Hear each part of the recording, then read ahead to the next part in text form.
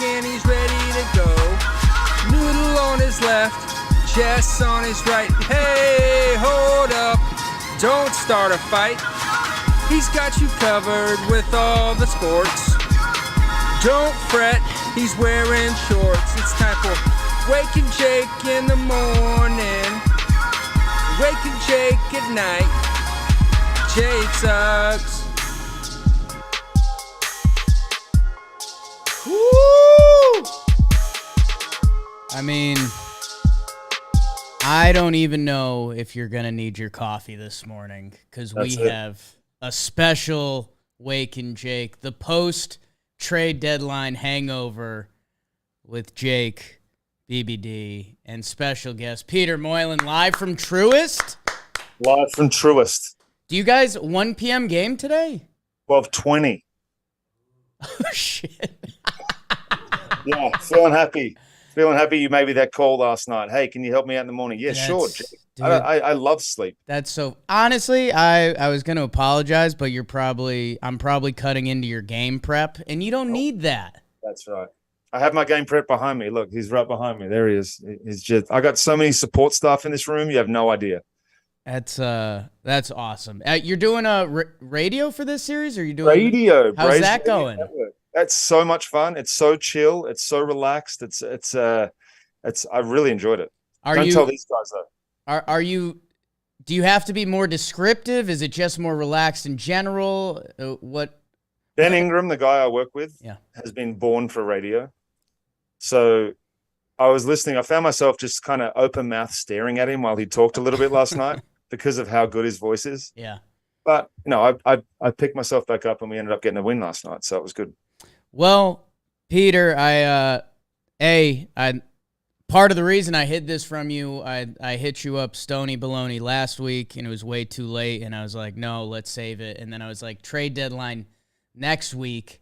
So I hit you up, before 10 p.m. yesterday, and I was like, hey, if you got a half hour, and you found it, so I appreciate you as always. And, Peter, you're a silly Aussie. What do you mean? You're a silly Aussie. You slang it out of the pen for a lot of years. But maybe my favorite thing about you is how much you truly love baseball, man. I do. You are a baseball sicko, man. So I'll text you some nights. I'll just be tuning into like a random game, or maybe it's the Sunday night game, and you will be tuned in. You're locked. You'll know about, or you and I will be finding out about a reliever in the Royals bullpen. Who is that guy that was just disgusting the other night? I can't remember, but he's throwing 99-mile-an-hour bowling balls, and we just text each other at the same time saying, who is this guy? There's another guy we've never heard of that throws a million and can get everybody out. Do you remember who it was, BBD? There's a guy, he had a little bit of gray in his beard coming out of the Royals bullpen. Royals pen. Go bring it up. We'll get you more on that guy. Pete, big trade deadline. You are coming live from Truist. I think we'll start there. Your Braves, who were unsung at last deadline, but as it continued to grow and grow and grow with Jock, Soler, who else am I missing? Duvall, Eddie Rosario, Rich Rodriguez, Duvall. Their trade deadline became legendary as they went on to win the World Series.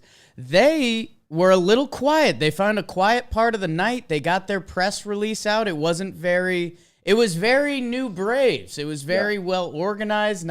It didn't leak out to you and you got your fingers on it. Trying. Oda Rizzi, Robbie Grossman, and then at the buzzer, how about Rysel Iglesias? And then they snuck Will Smith out the back door.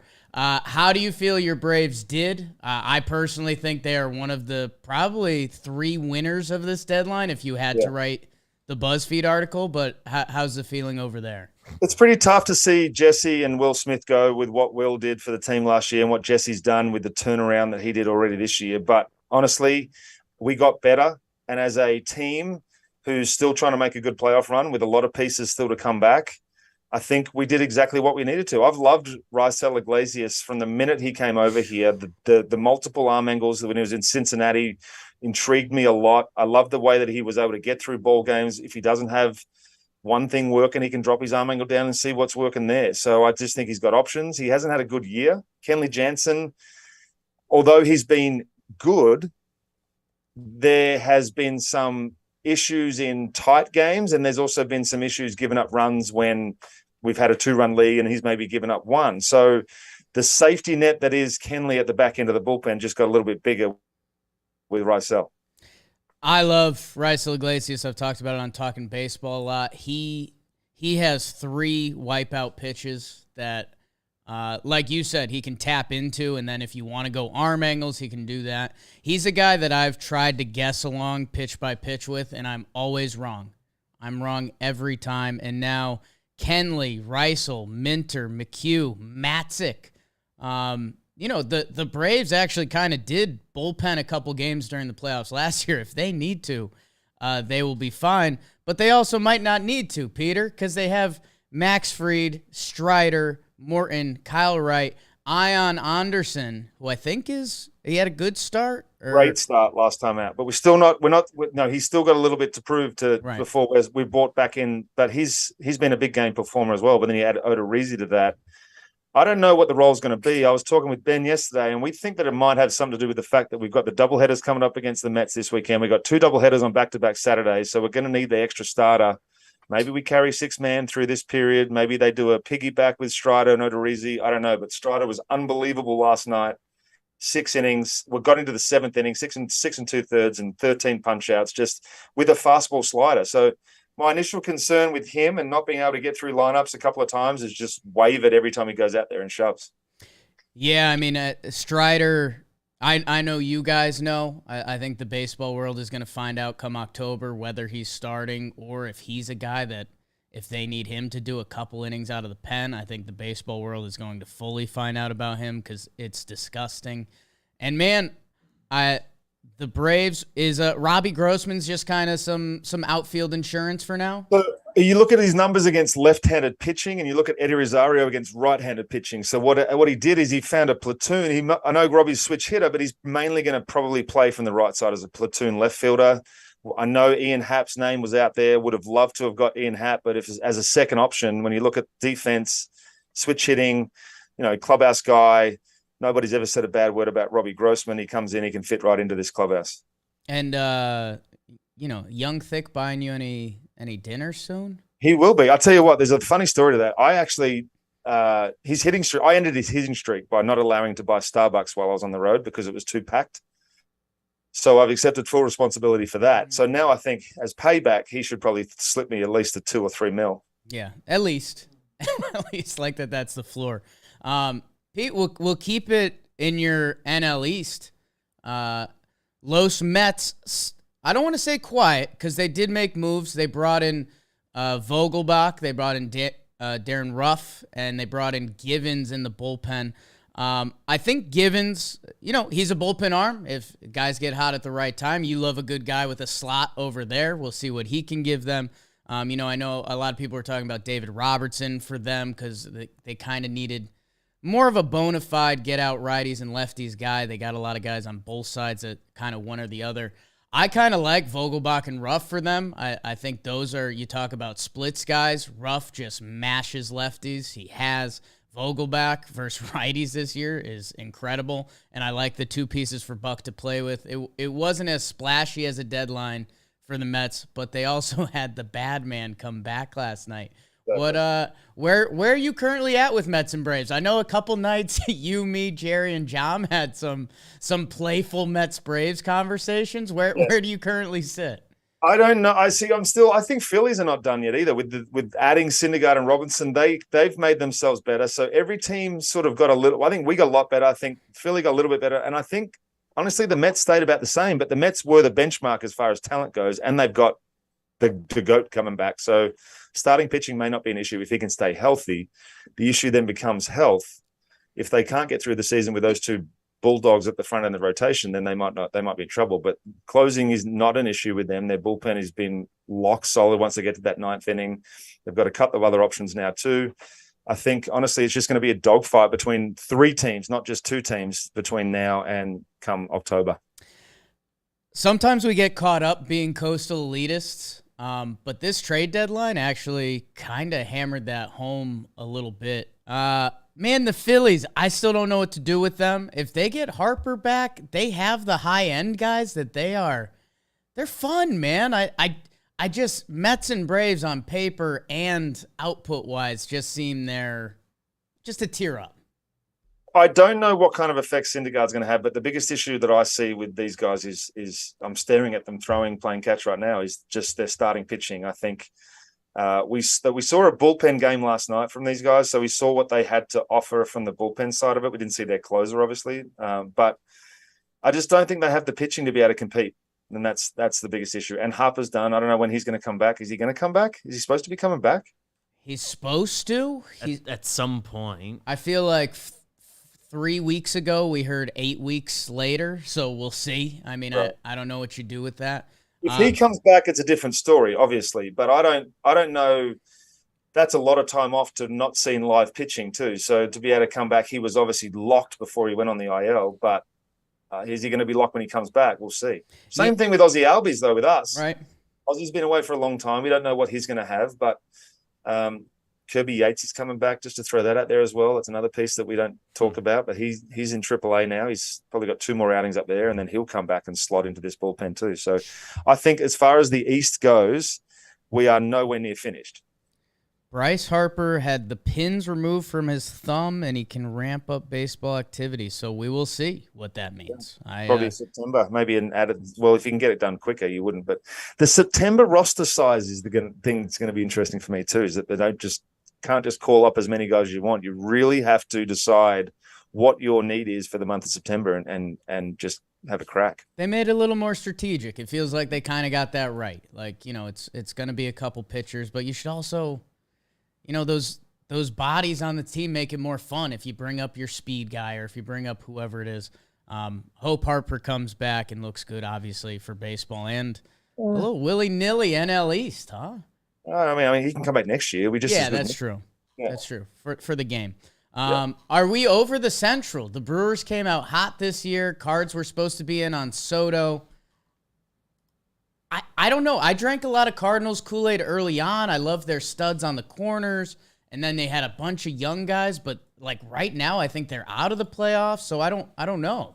I think the fact that Milwaukee traded Hader means that they are not going to make the playoffs. That's just you can't trade away arguably one of the most disgusting pitchers in the game for the last 12 months because he had a rough month. Was that a he's not from the area. That wasn't like a hey, we're going to send you home because of that was just hey, we changed the scenery, we're going to get a different closer in here. The best we could do with it is the Brewers operate a little differently. They do operate as a small market team that I think Hader next year was going to be around 15, 16 mil. And I think they were starting to just get a little nervous if he's not that Josh Hader that they could still sell now. And they got a couple pieces back. Like what can you get out of Rodgers? What can you get out of Lamet with a couple prospects? So I think they were being a smart baseball franchise. I do think if you're on the Milwaukee Brewers and you lost that guy at the end of the game, that doesn't feel good. Devin Williams, his reaction alone, and he's the guy that set him up for his whole career. Yeah. Now he's the guy, and he's like, well, I don't really know what to say. By the way, he didn't decide to come to him and say, hey, Devin, we're thinking about doing this move. Yeah. How do you feel about taking over from the greatest closer in Milwaukee history? And I think while that's going on, Peter, I think Devin Williams has a 30-game scoreless streak going or something. So it's not like he's not tasting himself or ready for it, but it's just who Hader was for that team for so many years. That's 2 innings. And I guess the reason I'm being coastal elitist is because the San Diego Padres got the best young hitter to ever play baseball. AJ Preller does not give a flying fart about prospects. You couldn't, I mean, he doesn't care, but it's so smart. Even if he has Juan Soto for a year and decides to get rid of him, a year and a half and decides to get rid of him, 2 years and decides to get rid of him. He has the choice now to manipulate that. If he goes off first half of next year, he can go and get exactly what he gave up back. Yeah. I mean, Machado, Soto, and we're hoping to get Tatis back soon. Josh Bell and Brandon Drury are bonus pieces that if they were the Brewers deadline grab, we'd be like, all right, Brewers, nice snag. Instead, it's like, oh, okay, there's your 6, 7 Bench players. Yeah. Padres got him for fun. Yeah, slot those guys in. The Padres starting pitching, man, Darvish, Musgrove, Snell, Manaea, Clevenger. I've liked those guys all year. We'll see who's hot going into the playoffs. Because I know these guys come up with a great thing yesterday. Now the East becomes so much more important because whoever doesn't win the East has to go through the West. Right. And that's not fun. And this new playoff format is really going to be interesting and tested a little bit because, man, Dodgers, Padres have to come out. they have to. Braves, Mets have to come out. Yeah. The Central right now becomes the easy target. Whoever makes it out of Milwaukee, St. Louis, and then your Phillies, I mean, that's where there's one team in the NL that is going to be crushed this year. And I don't know who it is yet. And normally injuries kind of dictate stuff like that. But, man, I can't wait to see where these Padres are at. Snell has turned it on, and the last time he was in the playoffs, he was doing big time Their things. starting pitching, if they're all right and healthy, is as good as it gets. I'll put them up against the Mets any day of the week and the Brewers. Right.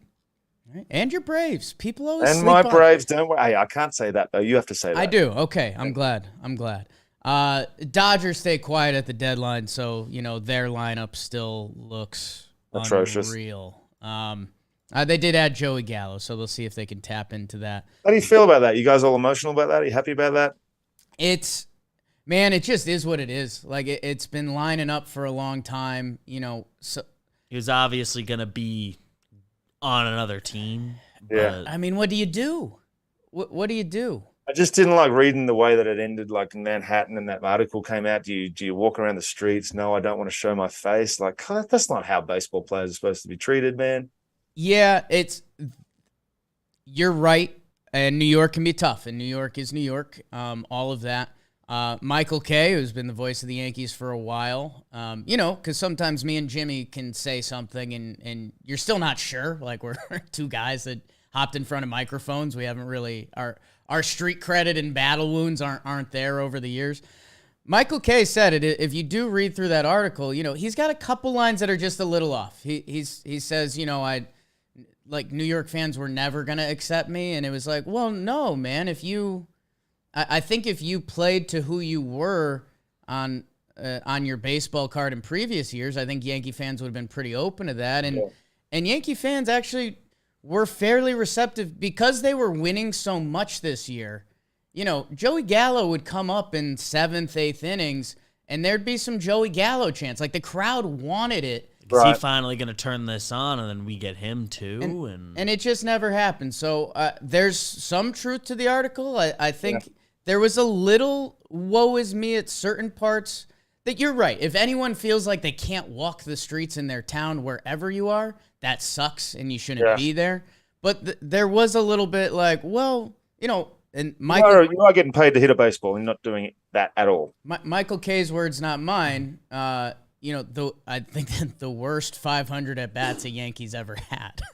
So, I mean, even if they were a good 500 at-bats, sure, there would have been a faction of Yankee fans that, like, his style is an acquired taste, just the way Gallo approaches baseball. But I still think he took one of the all-time greatest photos in the history of COVID, though, when he had his batting cage set up in his apartment and he was hitting tee work with the floor-to-ceiling windows overlooking downtown. I think it was Dallas at the time. I mean, that was pretty showy, let's be honest. Not bad. Not bad, Joe. Dallas, a good place to have a little bit of coin. When I lived there, I didn't, and I still had a good time. Aroldis Chapman's got a couple good ones. He's got a penthouse over New York City, and that's where he works out. So he's got these deadlift pictures that it's just on top of New York, and it's not bad, dude, huh?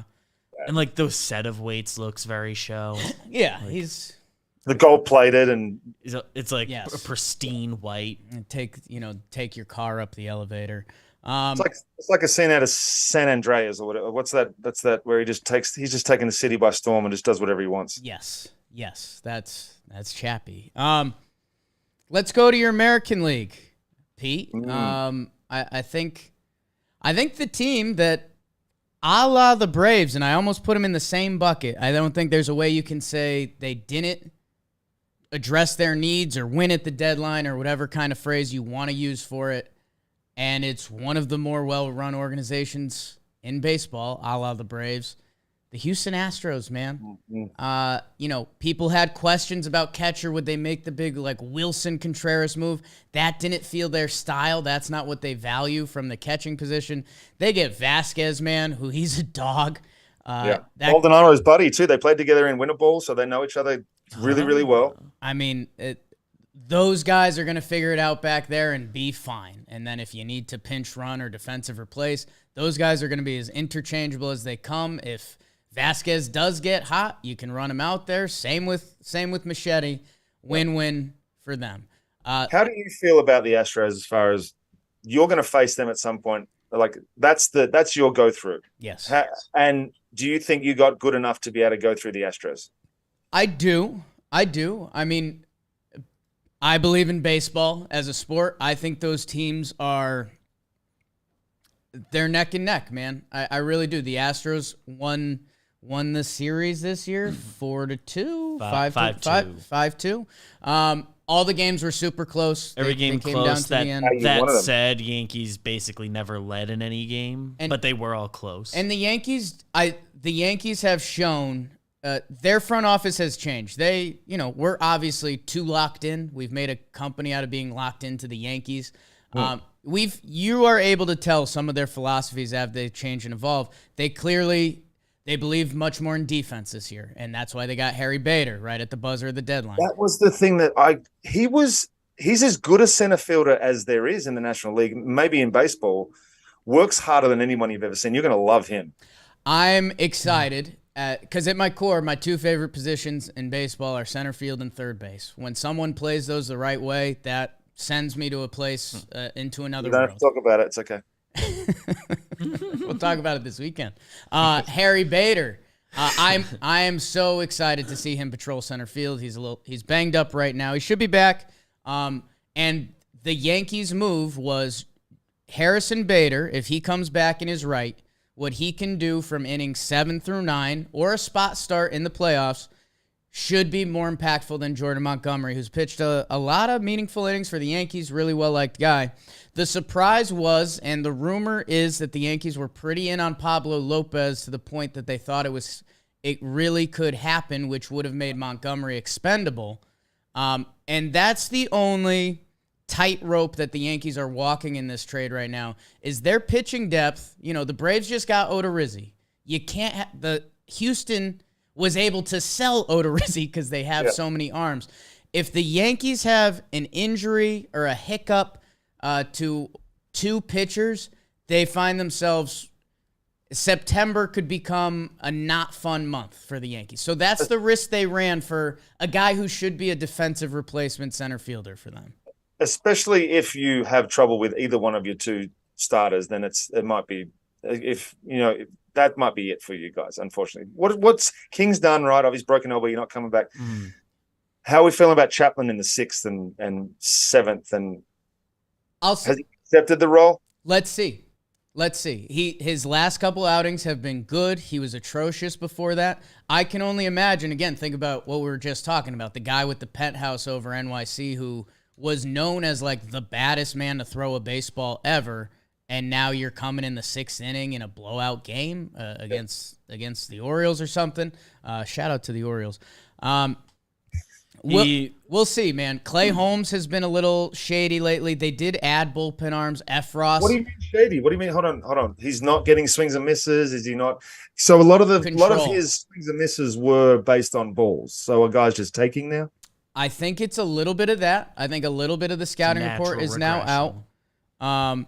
He's also just a little wild, which I think is probably due to usage, if we're being honest. He's been heavily used this year. And the reason the Yankees were able to get him in Pittsburgh, he was wild. He was a wild pitcher. I think they told him to scrap everything but the sinker sliders, throw the sinker 80% of the time. I think that made his control better because he had less to worry about. But yeah, he's just, and when I say he's in a little bit of a funk, the guy was having a perfect season. So it's not a red flag yet. It's just kind of like, let's control his usage. Let's make sure he's right. And then the big guy for me in recent weeks is Jonathan Loaizaga and how good he was last year. He's got to get back to form. He's had a couple okay outings. So I'm interested to see. Zach Britton is supposed to come back at some point. So I'm a big the world of baseball can send you in many ways. I think Zach Britton and Aroldis Chapman flip a coin right now. I'd say one of them I'll be excited to use come October. I'll say one of them I won't be. Sure. And that's options, though. And that's the thing. I think you could probably do the same thing with a Johnny Loaizaga and a Scott Efros, who they just grabbed from the Cubs, who he's got some nasty stuff. I like him. And as I keep saying, you get those guys in a Matt Blake lab and all of a sudden things can go crazy. And then especially Efros, man, he got a little bit overexposed with the Cubs, I think, but his stuff is disgusting. And he can be as good against righties as I've seen anybody. And Peter, that's when we first bring him up, because you're like, a sidewind in righties. You're expecting to see, okay, righties with the 500 OPS against him. But yeah, he's gotten clipped by a few lefties. Better against lefties. I think it's because of the gross. He's got a gross changeup to go with it. Excited to see more of him. If you didn't see it last night, you'd like it a lot. He had his Yankees debut. First batter puts a charge in one to right field, and you just see the look come over his face like, no. Caught at the warning track, and he lets out the big, we're good. Really good. Really good. So the Yankees, they got Frankie Montas, man. We're here. We love Jordan Montgomery. If they can go Cole, Montas, we'll see where Severino is at. I like Taillon for you guys. Has he been a bit scrappy lately? Or He's been a bit scrappy lately. He could very well find it again. He seems to go on those like 10 start hot streaks, and then he goes on like 5 start blast streaks. So if he goes into the playoffs and he's on one of those heaters, I like him. You're right. Like, that dude's not scared of anything. Last night was a weird one. He had 4 walks, and I think he was number 2 in not walking guys. So we'll see what's going on. But that's why the Monty trade concerned so many Yankee fans was Taillon is a double Tommy John guy. He's still, the innings can be concerning. Nestor Cortez Jr. has never thrown this many innings in his life. So after them now, they just brought Domingo Germán, who's hated in Yankees land for multiple reasons. And also that has an innings concern. He hasn't pitched a lot the last few years. And now your 6th starter would be Clark Schmidt, who has shown a lot of promise. And this year he's been good and has been waiting for his opportunity. So that's the other side of the trade, that if this is Clark Schmidt's opportunity to shine, and he does, then the Yankees time that right. But it's still a little bit of an unknown at this point. Is Schmidt working out of the bullpen still, or has he gone down to AAA and started? They just sent him down to make room for Efros and Trevino. And you're going to stretch him out down there, or are they just... He'd been throwing 50 bullets the last couple appearances. Back-to-back saves, 3-inning saves for Clarkie. So you figure if he gets 2 more starts in there before he can come back up, stretch him out to 80. Like that move. Yeah. So 6-man rotation. And then, the way Matt Carpenter's been playing. The 6-man rotation. We talked about it yesterday. Have you ever seen it work? Go. Not really. Okay. Not really. I wonder where it evolves to. I wonder for a 1-month period. If teams start skipping starts and just plug and play a guy instead of actually skipping it. I don't know. I don't think baseball's figured that out. 5. Cole is so weird, but skipped. I love him. He's the greatest, most intense. He's so weird. So weird. Do you care about any other AL East teams? I like what Baltimore's doing. I don't like the fact that they got rid of all their players and they're only 3 games out of wild card, but reality's set in, I'm sure. Toronto just got Whit Merrifield. That's going to be a storyline for the week, I would imagine. No, that's about it. I'm surprised Toronto didn't try to figure out an Ian Happ or something like that. They got a couple guys in the pen. Can you talk about Bass from Miami? Because isn't Anthony Bass? He's good, right? He's good, really good. Yeah, he's. I was actually teammates with him in spring training in Houston, 2014. There's not a guy in the big leagues I haven't played with, unfortunately. So, he's really, really, really good guy. Discovered it like a lot of guys, went slider heavy, off speed heavy. And then, found out that you don't have to throw fastballs. So, but he's been really good for the Marlins. Yeah, he's they have a little bullpen now. I mean, Romano, Garcia, Bass, Meza, Simber, those guys can get you out. I think they've been banking on their high-end talent since the start of the year that if they enter a playoff series and it's Gossman, Manoah, Barrios with the guys in their lineup, it's still they're all righties. That's what I'm saying. They went and got Merrifield. They added another right-handed bat, and they been hitting? They haven't been hitting this year, right? I think they've started to go more recently. Their hitting stats are starting to get there. Vladito had like a bad May, but those guys are starting to go. I guess none of them are like MVP. None of them are playing over their skis. Like everyone's kind of around where they should be, but no one's.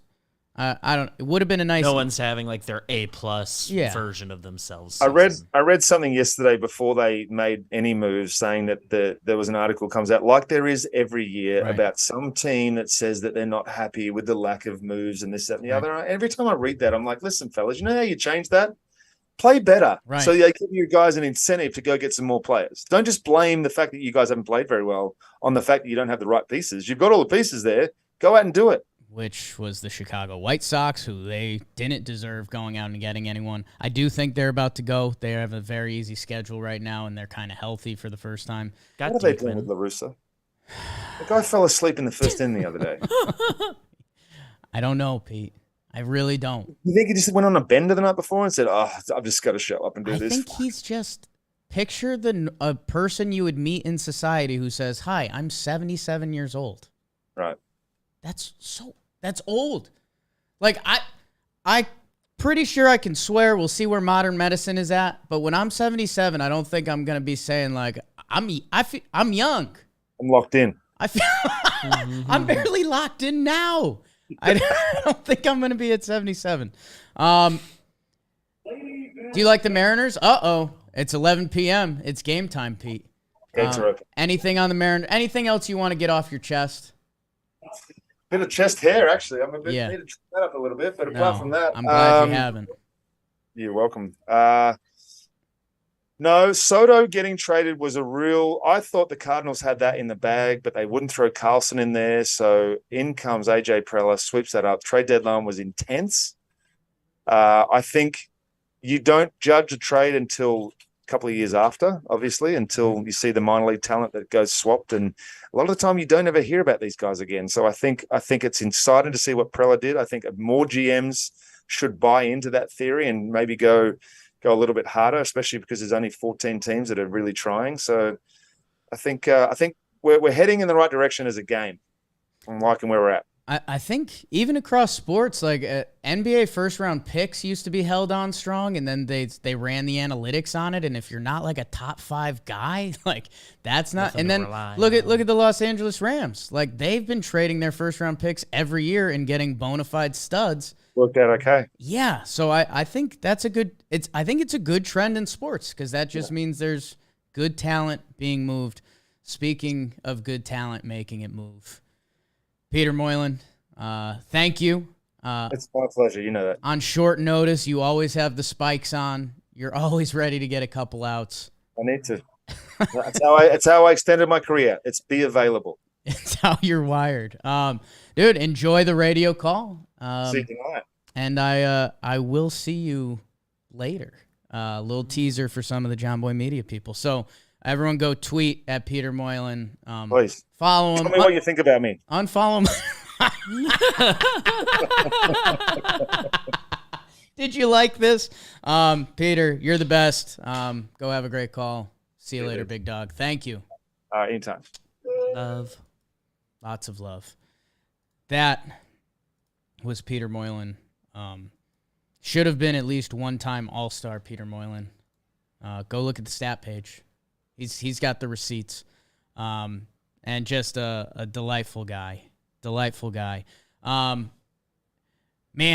what did we kind of miss there? We didn't get to the Mariners really. Yeah, they deserve a discussion. Did they do anything on deadline day? They got the backup catcher. Casale.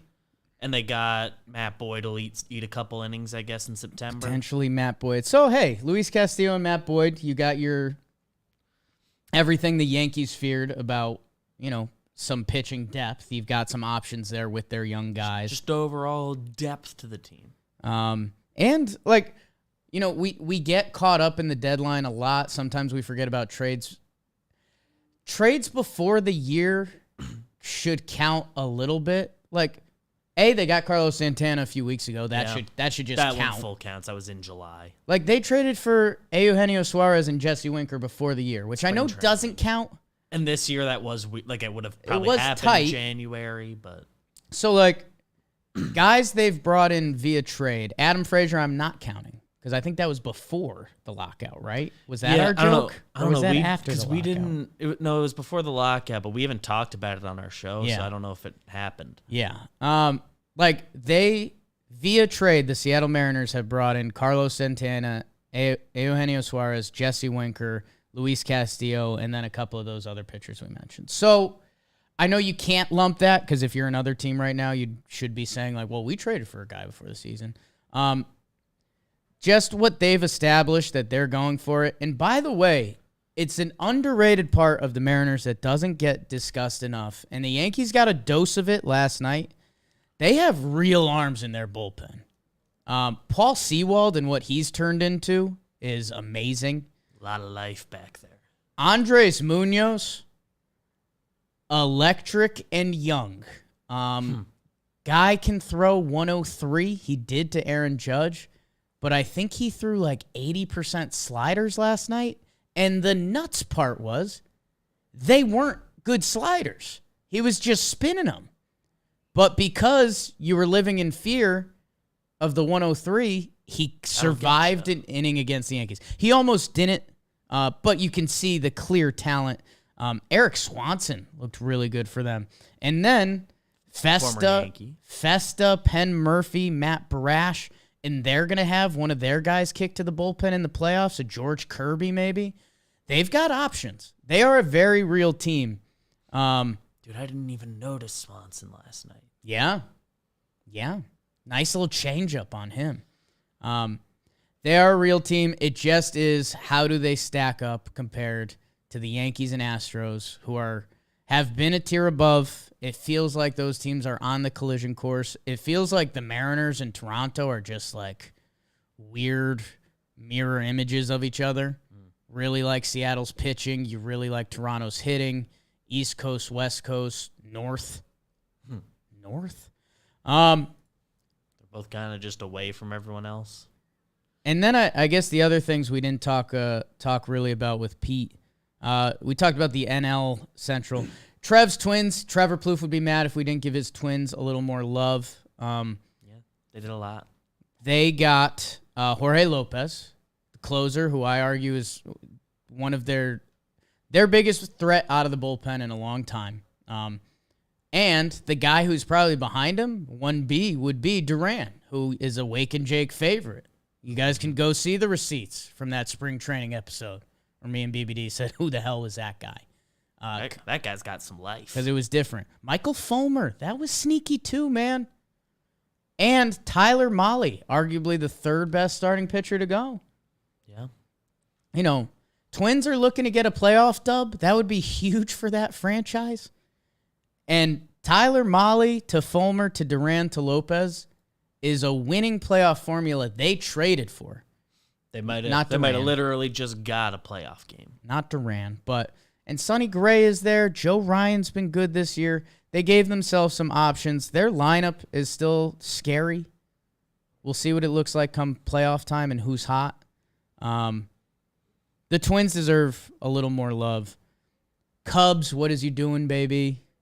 I think they're one of the losers of the deadline. You started dreaming of big Hap packages or Wilson Contreras. I'll say this, texted Ian Happ, and it wasn't fan service or I'm looking for a quote. When a couple of the options got ruled out, he loves it in Chicago with the Cubs. He was very happy to stay there. Look at Wilson Contreras like skipping around the field. He likes it there. He's probably going to be a qualifying offer guy now. We'll see, because that's going to be 1 for 19-ish. Yeah. For a catcher. I don't know. I guess it could go either way. It's interesting. Thought it was interesting. He's going to be an interesting topic this offseason. Either way, it was a fun deadline. A very fun deadline. If you want to hear more about Happ, a new episode of The Compound out titled Ian Happ is Still a Cub. How about that? Not to give away. I'm guessing he expands on that. I meant to listen to it on the walk over, and I didn't walk here today. Not to give away what happens in that episode. And the other thing, and I think I want to do a little bit of a second half, I guess, a second quarter of the show, because you heard us mention it on last week, and Jake, BBD produced it live. I want to get Erica, who helps with stats and research at John Boy Media, because everyone was doing this might be the biggest deadline ever. And I think you'll probably hear that next trade deadline. Maybe you won't. We heard it at last year's deadline for sure. Because Juan Soto is the big thing we have to circle going into this. That one going down helps. So, let's just do a quick past couple deadline refresher to see what crosses our mind.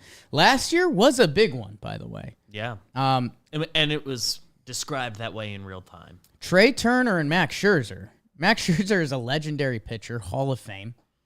Like, Inner Circle Hall of Fame. Mm-hmm. You can... The first ballot. If you're saying give me, like, your all-time starting five and Max Scherzer's in there, you can don't easily... think anyone's batting an eye. You can easily make that argument. Trey Turner, your number one fantasy pick in a lot of leagues this year, he's about to get a big old bag. Arguably what he can do 5 tools and at shortstop position has a discussion for one of the top players in the leagues. They went to the Dodgers for a real prospect package. Gray and Ruiz are with a couple other prospects. We'll see what they fully turn into. They're starting to develop and evolve. That's a really big one. I'm excited to see where that lands on the pantheon of top trades at each deadline. Chris Bryant to the Giants, sneaky big one. Guys won an MVP. Was a pure rental of sorts. Javi Baez, a decent one. What the Braves did in general. Schwarber and Rizzo. Like, last year's deadline was a big one. Especially, even, like, just on a name value standpoint, like, big one. And there was real impact. The year before that, I mean, this one does feel a tear down. 2020, so, hey. A lot of funny situations. Yeah, I mean, I'll maybe move past this quick because that was a weird year. I think we can all agree on that. One of the big ones was Clevenger going to the Padres. He kind of instantly got hurt, which took the air out of that a little bit. We really haven't seen him since. But. Starling Marte went to the Marlins, who didn't end up making the playoffs, so that one felt a little down. Marlins did. Oh, that's right, 2020. They won 2020. They won the wild card They won series. the Cubs series, right? I think so. Yeah. So excuse me. Sorry, Fish. Padres got Austin Nola. Yeah, I mean Cameron Maben for Zach Short. Robbie Ray to the Jays, which in real time it didn't. He wasn't. That wasn't that. He wasn't this Robbie Ray again. He was having a bad time. So weird year. Having a big bad time. Let's see. 2019. Zach Greinke. That was the one at the deadline we were live for. That was funny. The Zach Gallen Jazz Chisholm one. That's a funny one. Wow. Trevor Bauer to the Reds. Yeah. That was a big deal. That was a big deal at the time. Stroman to the Mets. Yeah. That and Bauer were the same. Those were kind of the first were, year and a half trade deadline. Not the first, obviously. But like the first time we were like, oh, this is what teams look for. It was the first time that it seemed like that's the most value you can get. Front offices realized it's worthwhile to get that year and a half value instead of pure rental value. And teams looking to trade guys realizing that's when you like should make a decision on someone. So let's see. Bauer, Stroman, Greinke, a lot of arms. The Gallen Jazz Chisholm, you don't really know what to do. I mean, I still think like way early, the Yankees got Edwin So name value. I still think 2021 probably has that one beat. I'd give 2021 the edge. The year before that was the Manny Machado trade to the Dodgers. That was a big deal. Big rental. Guy's on a Hall of Fame career path. Kevin Gossman and Darren O'Day before he was Kevin Gossman, if we're being honest. Yeah. Let's see. Yankees did a bunch of Escobar stuff. to the D-backs. Jonathan Scope. Zach Britton to the Yankees. This feels light. Blue Jays sent Steve Pearce to Boston, which ended up being very impactful, but I don't think that one, Manny too. that one feels a little mid. And I don't like using that word. Yeah. See, there's a lot of moves. Just Yeah. 2017, Yu Darvish. this is a big one. Yu Darvish was a big one. He goes to the Dodgers. We kind of know how that story ends in 2017. Quintana for Eloy Jimenez and Dylan Cease. When you're doing, did you get burnt by prospects? The Cubs, man. Chapman and Glaber. Yeah. But Quintana had a lot of control left. Yeah. That was the thought. Yeah. Sonny Gray to the Yankees. That was the thing. The Yankees got Todd Frazier, D-Rob, and Canely. Let's see. JD Martinez went to the D-backs at the time. I don't know. I don't know what to do with that one. I still think Scherzer, Turner. I think the headline of that gets that one beat. Let's see. 16, Andrew Miller, the Clint Frazier, Justice Sheffield trade. How about that? Carlos Beltran. This was the deadline the Yankees traded, so that felt unique. Chapman to the clubs for Gleyber Torres. Well, and yeah, as Erica noted, Andrew Miller. When you're talking about impactful deadlines, Andrew Miller, what he did for the Indians at the time, now the Guardians. Like everyone knew in baseball knew he was as good a reliever as you'll get. And then Chapman to the Cubs on the other side of it. So those were impactful. Let's see, Rich Hill, Felipe Vasquez. So yeah, significant reliever deadline, but that doesn't have the big. The last big juice. do still have that beat. Cole Hamels from the Phillies to the Rangers the year before that. Ben Zobrist, that's significant. Yoenis Cespedes, That was big. Johnny Immediately Cueto. Johnny Cueto to the Royals, who helped them win the big. World Series in 2015. Cespedes dragged the Mets there. That's significant. 2014, the first year of the second wild card. There was notably teams thought there wouldn't be a lot of action because of that, because there was more teams involved in the race. The Yoenis Cespedes trade the year before that. That was John Lester, the A's, in Cespedes, which ended up kind of tanking the A's a little bit because he was so impactful in the middle of that lineup. John Lackey, Mitch Haniger for Gerardo Parra. Ooh, yeah. I think I'm good on that deadline. 2013, known as a weird one. Not a lot of guys on the block. That's a good label. Jake Arrieta and Pedro Strop. Jake Peavy. And they weren't that. Alfonso Soriano. A lot of guys at the end of their primes And then the post-prime. year before that, Zach Greinke again, Nate Eovaldi before he was kind of really Nate Eovaldi. For Hanley Ramirez, who was Hanley Ramirez at the time. Yeah, the big Adrian Gonzalez. The big Adrian Gonzalez, Carl Crawford, Josh Beckett. That was a big trade. That was a very big trade. That was a massive trade. And like a historic trade. So Ichiro. I hate to do recency, and I don't think it's recency bias. I guess you guys, maybe I should try to lead the comments more. I guess kind of let me know where you'd rank them, but I feel like in recent years, these last two, definitely. I think these last two are, I think, have a pretty easy argument for 1 and 2. Like as far as like in real time, like knowing what you're getting and like name value and. Like we have Kyle Hendricks in the Ryan Dempster trade, but that wasn't a known quantity. Last year, 2 trades that we barely mentioned are Schwarber to the Red Sox, who think about who he is and what he was doing during that time period. He was hurt when he came over.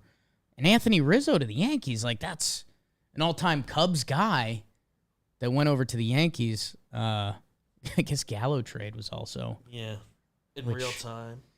Which should have been a little more significant. So maybe the trade deadline has gotten better in recent years. I think there's a pretty good argument for that. I think there's a really good argument for that. It seems like every year there was the one that was like, oh yeah, that was like the story of the deadline. But yeah, it feels like we've gotten a bunch these last two. Adrian Gonzalez, Carl Crawford, the Red Sox stump to the Dodgers. That was huge at the time.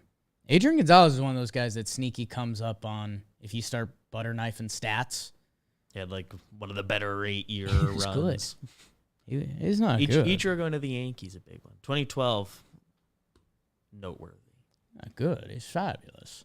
I think that is most of this episode, or at least for sports. I know football training camp, basketball has been quiet for a little bit. It was baseball time, and we've covered it all around here, talking baseball everywhere. We'll do some quick comments of the day and bro of the night. The subs are up to 6.66, so the Devils number. So if you hate the Devils, subscribe. Either leave it or don't. Let's not live in the middle here. Let's keep it there forever, or would appreciate if you subscribe and bake the algorithm, hit the like button, share with a friend, listen. It's always good listening to Peter Moylan. I'll say that. Let's see. Justin Latini. MLB calling Levi Stout the Mariners' number 5 prospect really screwed with people's heads. He is at best in the 10 to 15 range. Ooh. Noelvi Marte has a lot of potential. I'll say our Farm to Fame tweeted it out. Noelvi Marte had a highlight play, his first minor league game in the Red Sox, so that's nice. Did you get a laugh over there, BB? Have you seen Boone has been talking or was talking 20 minutes ago? Had a quote. This is an Andy Martino tweet. Yankees manager Aaron Boone referred to last night's game as a 4-hour Johnson. And Joe's quote tweeted it, "Yo." That does sound like something Joe's would tweet. It does sound like something Joe's would tweet. CJ Cable left a couple comments. He said Giants feel like sellers, and he was talking about maybe the Yankees and the Giants. Did the Giants sell? They got rid of Casale. They didn't do Rodon or Jock, right? Yeah, Jock is the only one they arguably absolutely should have, because Rodon could just stick around. They're a team, them and the Red Sox. We didn't talk about the Sox with Peter. They retooled. We'll see if it means anything. They ended up getting the Hosmer scrap pile from the Soto deal, which that's funny in hindsight. We'll see. I didn't hate it for the Red Sox besides the Vasquez part of it. If you told me that the Red Sox, because their lineup on paper when Devers comes back would have been, and Story's still out, and I don't think he's coming back soon, so second base is still a gap. But let me throw Story in there for now, just for schlitz and giggles. Vasquez, Hosmer, Story, Bogarts, Devers, Pham, Duran, or whoever they want to put out there, Duran or JBJ, and then Verdugo goes to right field with JD Martinez at DH. It's very much a real line. That's dudes up and down the lineup. And there's heart and soul stuff with Vasquez. I think that one, if you were going to half sell and retool, I would not have done that guy. They allegedly still think they're going to re-sign him in free agency. We'll see how much he wants to now. Sure, but I mean, if you were going to retool for this year, I just don't know if what you got for Vasquez is ever going to be worth it. Plus, just catcher stuff. It's right. I mean, it changes how your team works. Like pitching, hitting, everything. And then CJ Cable also said, love the focus on Bill Russell. He and Bird are the only two guys who'd have a debate for the basketball slot on Boston's Mount Rushmore, which is crazy for such a storied franchise. Ortiz, Pedro, Williams, Yaz, in baseball circles, if you had to pick one of those guys, I think that's a fun Boston sports conversation. Bill Russell's all time. You guys know I listen to Rosillo. I got a little bit of it in, but he opened with a Bill Russell story, and he said Bill Russell never did interviews, like never did, is kind of a signature of his. Never did interviews. He was lucky enough to do one time. It was for a memorabilia thing in like 2003, and they were. The host was teeing up Bill Russell, and he was like, 11-time champion, blah, blah, blah. And Bill Russell cut him off in the introduction. He goes, just introduce me as the Celtics captain.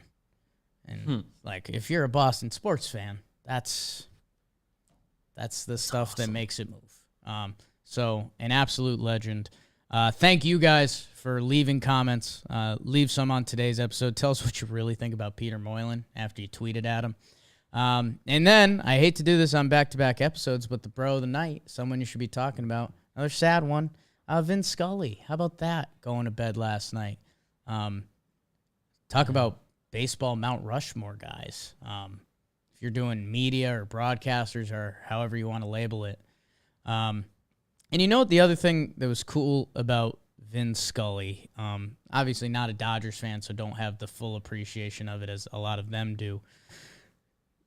Vin Scully, sometimes when people get old, which we all do, Father Time is undefeated, they make their appearances and you're like, oh, good like old guy joke. Yeah, you are kind of old now. Vin Scully, whenever he was in front of the mic still, he was good. Like he was I don't want to say he was cracking Jakey jokes because that's rude to him and probably me, but Vin was good. He's all time. That's kind of all you can say. He's like consensus.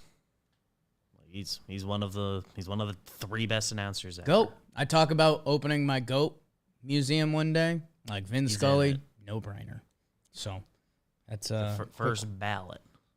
Sorry to not tee you up again, BBD. Yeah, that's fine. Tough. I'll lighten the mood a little bit. I'm going to our Nats. Give a little bro of the night shout out to Joey Meneses. Yeah. You see this? Yeah, I did. Hear about this thing? I did, actually. 30 years old, MLB debut, in the minors for, a decade. And finally debuts homers for his first hit. That's always cool. I'm a sucker for any of the longtime minor league guys, as many people are. It's not a unique take to me. Sure. So, yeah, that was cool. And the Nats needed something. And they win. They win on DeGrom Day. Not in DeGrom's part. I sent Jolly a rude meme last night.